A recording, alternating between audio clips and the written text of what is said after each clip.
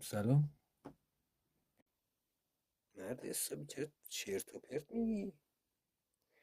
الان وقت اینه که بگید نمیدونم فلانی فلان گوه خورد.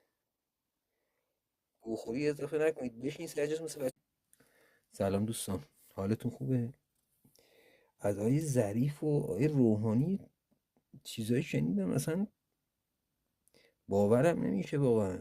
آقای ظریف، بابا آدم حسابی، شما که تو دنیا گشتی، شما که میدونی آمریکا چی کارمون داره.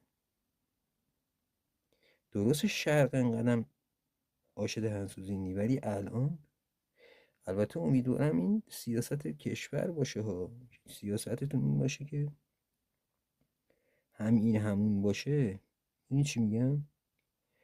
اگر واقعا بحث اختلافه، اوج بیشوری آقایونه، هم آقای روحانی هم آقای ظریف، الان که روس و چین قدرت برتر این جنگن و به درد ما میخورن و کمکمون میکنن، آمریکا اسرائیل رو که ول میکنه به چسبه به ما. تا الان هم هرچی رفتیم سمت آمریکا پسمون زده. آمریکا تسلیم بی قید و شرط میخواد. حاضری بشی؟ ما حاضر نیستیم. نکن دیگه آقا، نکن. ناراحتمون میکنی، میگیم بیرون یه چیزی بهت میگیم و فوش خار مادر میخوای.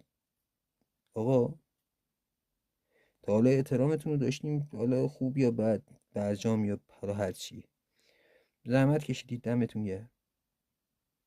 هرچند شما مسئول اکثرتون ریدید، بچه دانش آموز میفرستادیم به قرآن به جا بهتر از شما مسئولیت قبول میکردن. هیچ چی بارتون نیست.